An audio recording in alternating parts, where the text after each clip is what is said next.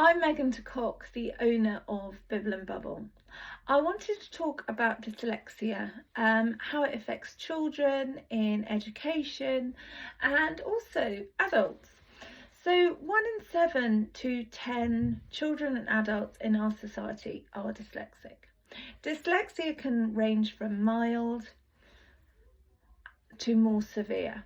So let's look at some of the challenges some of the children within our education system are facing, and also look at the real amazing qualities that someone with dyslexia has.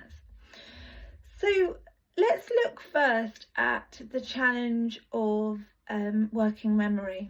So I find this really interesting because I'm dyslexic myself. So although it affects children differently and some children may not experience this, quite often some will. So working memory is our ability to retain information and then act upon it. So in a classroom environment or at home, when you're asking your child to do something or follow an instruction, for a child who's dyslexic, they may need that question repeated, they may need visual cues. Often children and adults with dyslexia are real visual learners. So they need the opportunity to really gain that information, to see that question and have it repeated until they really fully understand it.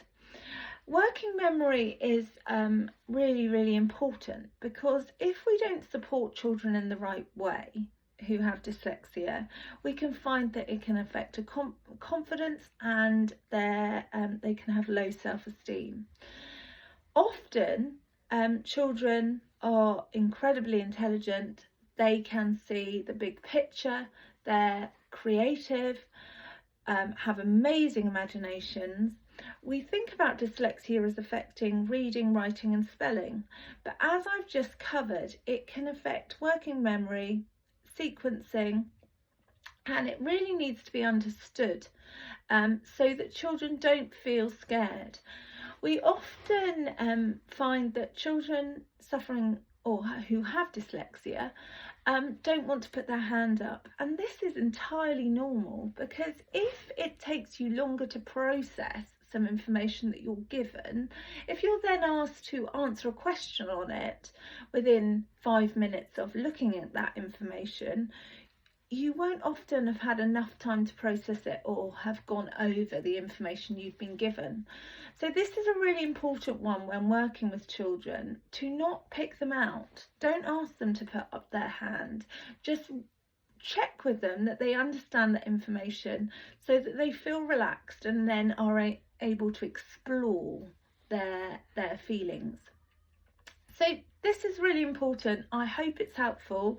I am going to be doing more talks on dyslexia, autism, how yoga therapy can really support your child, support babies, families, and how